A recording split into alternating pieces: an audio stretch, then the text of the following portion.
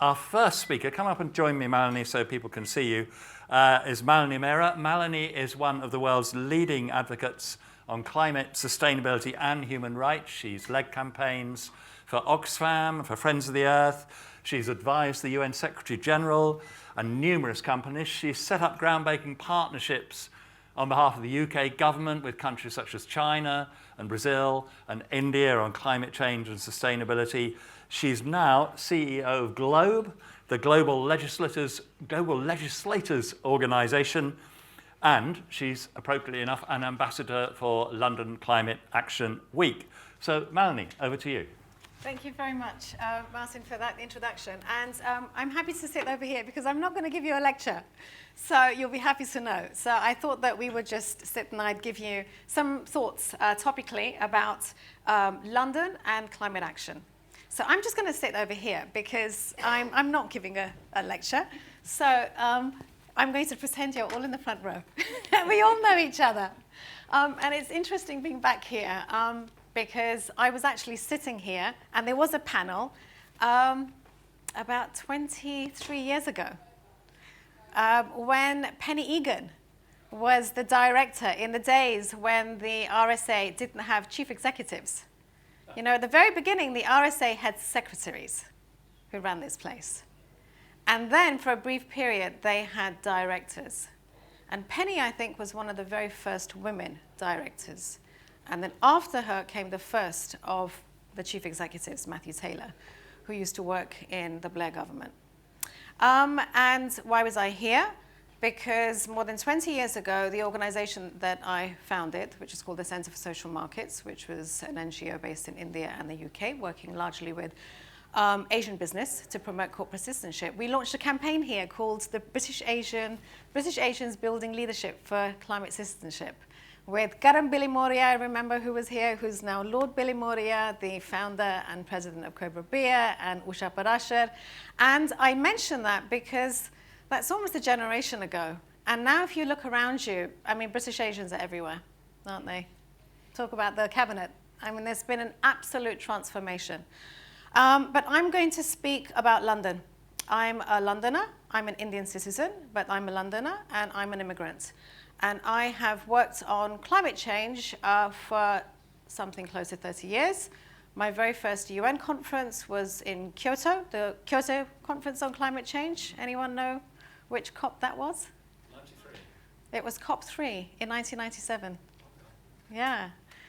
And so it's been a long, long haul, and I've held many different positions in many different sectors at the UN, in the UK government, interestingly enough, as an Indian citizen. So there's a whole, legacy of foreigners helping shape British policy on sustainability issues and other issues. But since Sadiq Khan became Mayor of London, I've been a Commissioner on Sustainable Development, working with Sadiq along with other commissioners. And I wanted to share with you the journey that London's been on climate action, because London is really quite unique. And you may find me a bit too much of a London file, but there are reasons why I chose to make this country, of all of the other places in the world that I've lived in, my home where I raised my children. And that really has to do with London's absolute uniqueness. Where we're sitting now, some of you may not know this, of course, is underground. And just about a few meters to the left of here is Trafalgar Square. Yes? You all know Trafalgar Square. But did you know that when the Victorians were building Trafalgar Square, what do you think they found deep underground? Dinosaurs. Yes. They found the remains of mammoths and hyenas and hippos. And that was a time when, of course, Britain was part of Europe. We were part of the European mainland. And the first humans who came here almost 1 million years ago made that land crossing. And it was really interesting listening to Lucy Fraser, because that word Brexit didn't come up at all, did it? Yes, and I was listening out for it, because I'm also the chair of the Institute for European Environment Policy, UK, which was founded in the UK almost 50 years ago. And because of Brexit, we had to move our headquarters to Brussels, but we are very much, because there wouldn't be UK environment policy, we wouldn't be leaders on international climate change issues if we weren't part of the European Union, where we help shape this amazing architecture of the world's most progressive European Green Deal, legislation, policies, frameworks on the environment, on sustainability. But so back to London. So London is interesting because it is, of course, it's a global city. Yes? Does anyone know how big London is in terms of population? Come on. 10 million? 16. Close. It's in between 8 and 10. It's 9. Yes? So we've lost a few. So according to estimates, there really hasn't been too much research into it, but we've lost about 600 to 700,000 people as a result of Brexit. Don't worry, I'm not going to go on about Brexit, but these are the facts. Because London is a global city, and it's a mega city. So if it were a country, it would be one of the largest countries in Europe. And we make an absolutely outsized contribution to the UK economy, to UK's life. We are an incredibly diverse city. So 1 in 3 Londoners is like me, who's born overseas. Yeah, and perhaps others in the audience. Do you know how much we contribute to the UK economy? Almost a quarter. London's economy is double, is the combined total of Scotland and Wales. And I'm giving you all of this information. And by the way, over the last 10 years, while this country has been in economic shock after economic shock, London has given every year, annually, £12 billion to the Exchequer, to the Treasury. And this is really important to bear in mind because what we're seeing right now is a divestment from London, with all of the attention being to other parts of the UK. London as the driving force of the economy, the cultural economy. It has been an absolute superpower, and yet we have a real political effort to move the attention away from London. And that matters for climate change. Because if we are to make London's very ambitious target of net zero by 2030 materialize, we're going to need financing. Yes? And if we have different political parties in Number 10 and in City Hall, that's not a very collegial relationship for central government saying, here you go, London, here's money for TfL. So this kind of relationship matters, money matters, London size matters, attention to London matters. And London has a really interesting history in terms of climate action. You'll be hearing, many of you will be in the field perhaps also. But of course, when I came as an activist, I used to run the international campaigns for Friends of the Earth International. When I came as a campaigner, the UK was so far ahead of the rest of the world to understanding the dilemma, and with the first Blair government actually really gripping the challenge of sustainability and climate change. In the early 2000s, when I was in the Blair government, we had, as a civil servant in DEFRA, we had very separate political policies to do with sustainable development and climate change. So there was a cross-government policy on sustainable development, and of course we had the architecture of climate change legislation, which was to result in the 2008 Climate Change Act, the very first act of its type in the world. But London got a mayor in 2000. Do you remember when that happened? We've had 3 mayors. And that was really significant because with the mayoralty, with the GLA Act, came the first requirement of any city, and still of any city, any local authority in the UK, statutory requirement to come up with a climate change strategy, an action plan on mitigation. And so every successive mayor, whether it's been Ken or Boris or Sadiq, has had to come forward with really ever more ambitious climate change strategies. According to the statute, it's about mitigation. But already in 2002, London's leaders had the foresight to also focus on adaptation, because London is uniquely vulnerable also. We're on a river. Yeah? Our principal climate risks are flooding, drought, and overheating. Yeah? So if you just look at the policy landscape, it has become ever more ambitious. And in the last few years, it's become even more turbocharged. And that has been since London declared a climate emergency in December 2018, and that changed everything. Because before we had a climate change target, which was similar to the government's, which was net zero by 2050. And when Sadiq announced net zero by 2030, everybody's head was spinning. It was like, how on earth do you actually deliver on something like that? Because it is so difficult for a city of this size and complexity to actually make sure that every home is climate resilient and powered by a heat pump, air source or ground source, that renewable energy is widespread, that you've got public transport and active travel everywhere, that you have removed the fleet of diesel and petrol cars and vans and buses and replaced them with carbon neutral, with EVs, etc. But I don't have, unfortunately, enough time to share with you all of the amazing things that have gone right, but just a few highlights, yeah?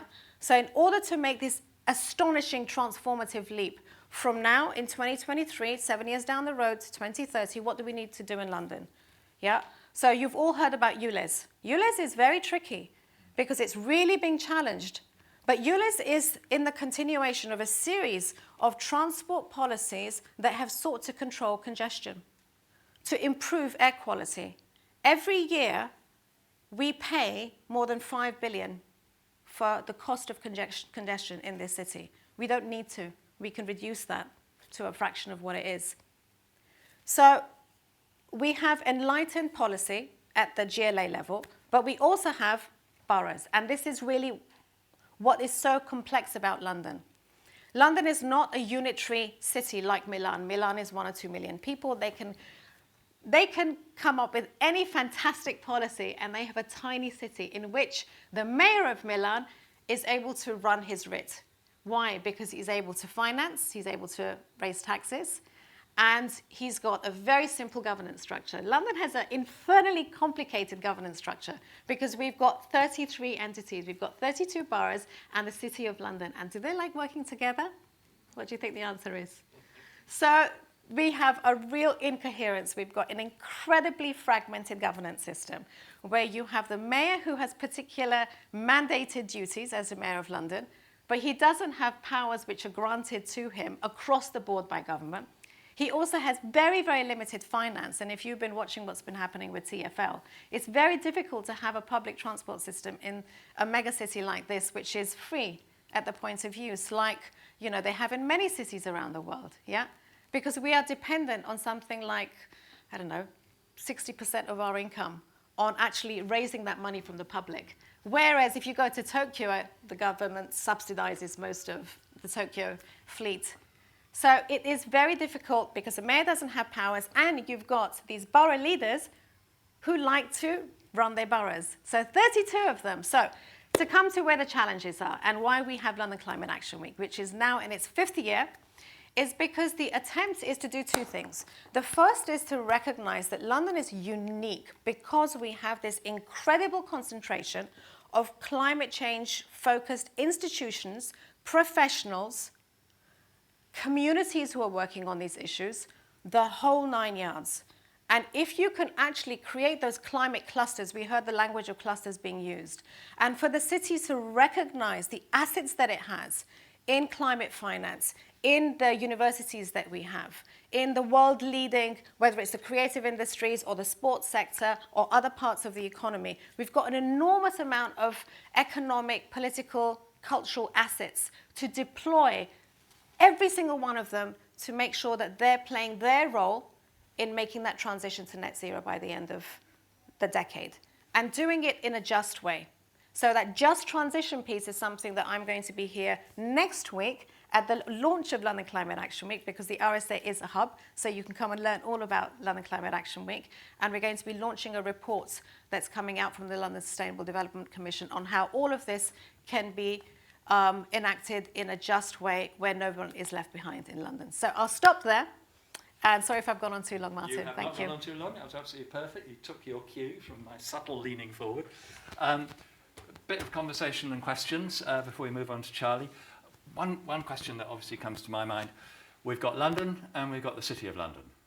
To what extent do you feel that the city, i.e. the financial sector, is buying into this quite optimistically powerful vision of London's potential to attack climate change?